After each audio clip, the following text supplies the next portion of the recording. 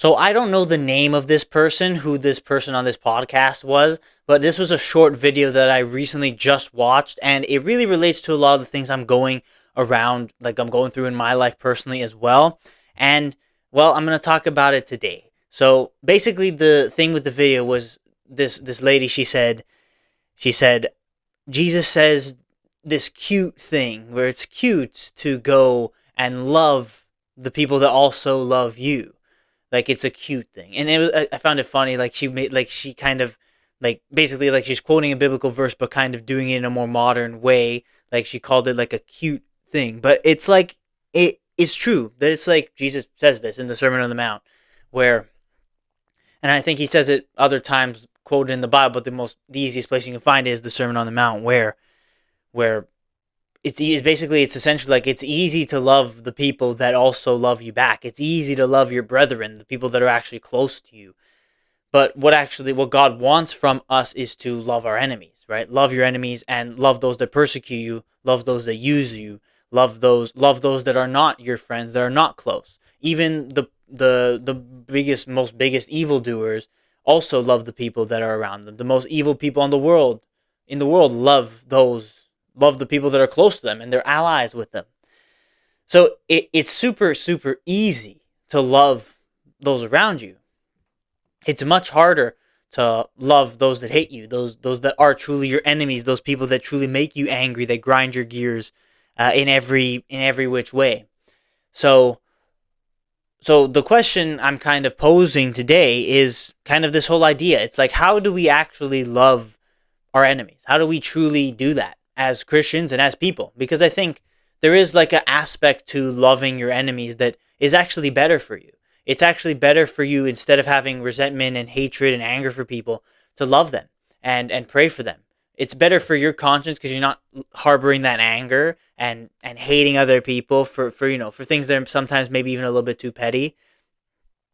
Instead, you're loving them, and it maybe will help build a relationship with someone who you used to hate. Maybe you'll end up finding another side of them, or a lot, like they'll apologize for whatever things they've dealt with, and you're able to kind of move forward from whatever things you guys have dealt with, whoever the person you're dealing with in your life currently is. But this is kind of going to be like an open-ended question, let's say. Like, we know that the way we love our family, our friends, our partners is way different than the way you love your enemies. We can define love like by with your family, your friends, your partners. But to me, at least, I don't know if it's as easy for you, but to me it's like I ask the question, what does loving your enemy actually look like? Like, how you cannot love your enemy in the same way you love your friends and family, because obviously those are more intimate relationships, way closer. Someone that you hate, like, you're just never going to be like that. It's never going to be the same, right? So I ask the question, what does it actually look like to love those that hate you? Jesus obviously commands us to do that, right? He commands us to love our enemies, because it's easy to love those that love you, but it's much harder to love those that hate you. But that is what God calls us to do. Love everyone. Love your neighbor as yourself. And everyone around you in this world, every other human being qualifies as your neighbor, right? So I kind of ponder this question, and I'm going to go through a few things, right? A few things as to what this may actually look like. So we know that love is sacrifice, like doing things that you don't want to do for other people because you love them, sacrificing your time, your effort, or even bigger things than that will prove your love. Obviously, the ultimate symbol of love is God, Jesus Christ, sacrificing himself for us. That is the ultimate, like that is the 100% true form of love, is sacrificing your life for somebody else because that's how much you love them. Like sacrificing your life to save theirs, let's say. That's more of a better way to describe it. But obviously, like, you're definitely not going to do that if you hate the person, right? But also God kind of like tells us we should. It, like, obviously I'm just kind of being a little bit metaphorical here, because obviously you're never going to really be in a situation like that in your life in general anyway, so it's not even going to be anything you got to worry about. But love is a sacrifice. There's like a smaller sacrifice. It doesn't have to be that thing that's crazy big. It doesn't have to be your life, obviously, but it's maybe some sort of other sacrifice. And maybe I also think maybe loving your enemy is just like I know what what it isn't, right? If that makes sense. I know what loving your enemy isn't, right? It's not talking back to them, kind of going down to their level, insulting them, or physically harming them, or disrespecting them, or demeaning their character, or gossiping about them.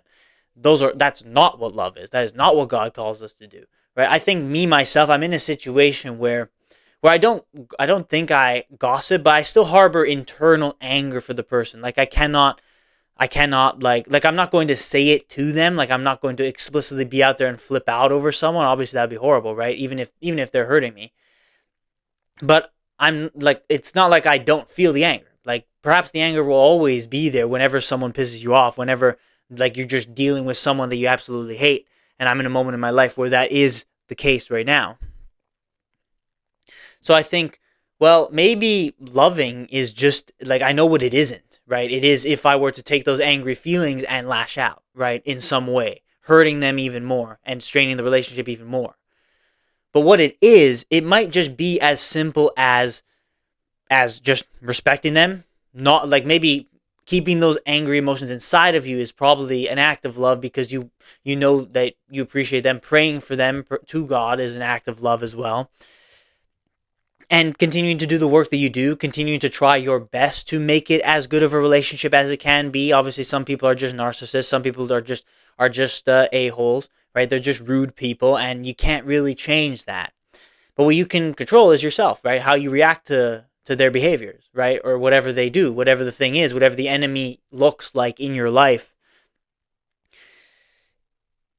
Loving them perhaps is just, it could be just as simple as not escalating, as praying to God. It doesn't have to be like, if you want to be really righteous, it can be like trying to help them, right? Like if they're hurting you, you say, hey, what's wrong? Why are you hurting me? Right? Like, is there something deeper going on with you right now?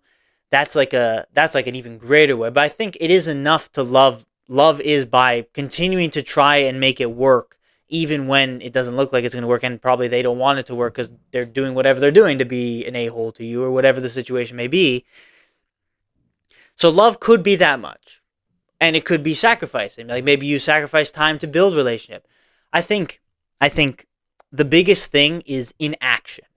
As with the whole faith in general, it's in action. Like you can say words. You say words all the time. Like words do not mean anything, right? Like it's literally like I know people where it's like we say words to each other, but it is just so fake. Like neither of us really, and I know neither of us really mean anything, right? So at the same time, I talk about how love is just trying to keep the situation kind of de-escalated. But if in doing that, you're just saying words, trying to appease whatever the person or whatever to try and get them to calm down, that's not love. That's just you trying to get out of a situation, something completely different.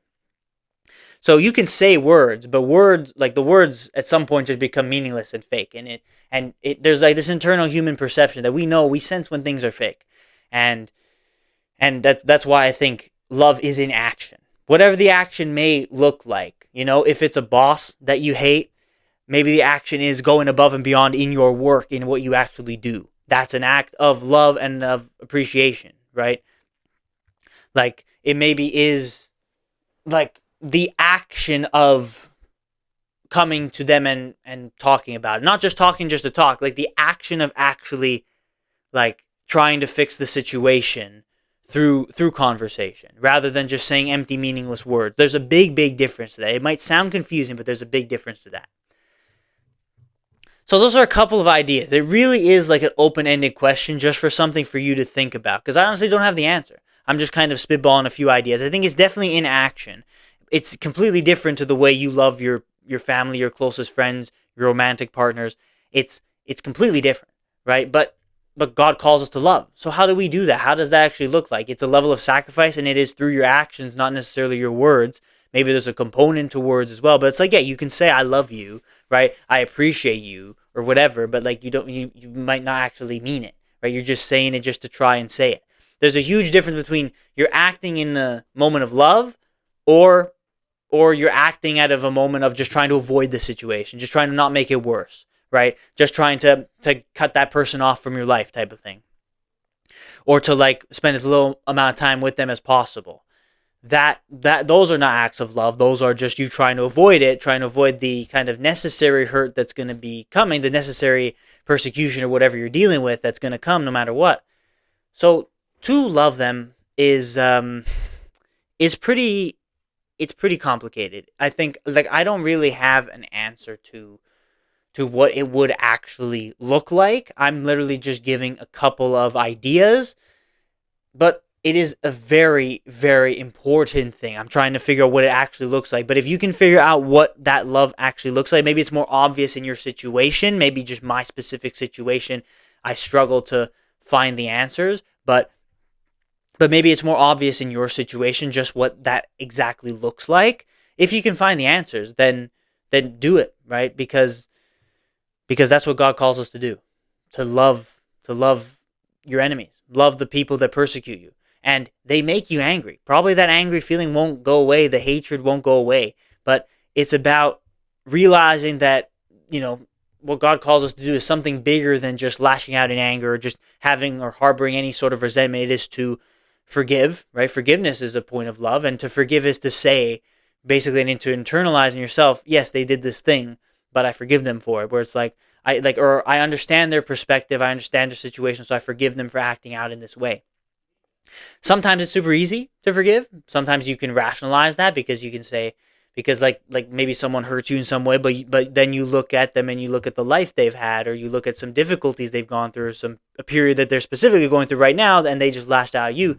It's easier to forgive because you can understand, okay, they're going through things, like this is how it goes. It's some situations much harder to forgive because sometimes people are just mean and that's just how they are, and there's nothing you can do about it. So my point is, like, it's easier. It's easier to just lash out, make the situation worse, be angry, harbor the resentment, hatred, all of it. But I think it does serve us more, and that's why God tells us this teaching, right? It serves us more to love them rather than to hate, because all you're doing is fueling the fire, right? You're fueling the fire, you're making it worse, and perhaps love in whatever way it looks. I still don't have a clear picture as to what it looks like, but to love is to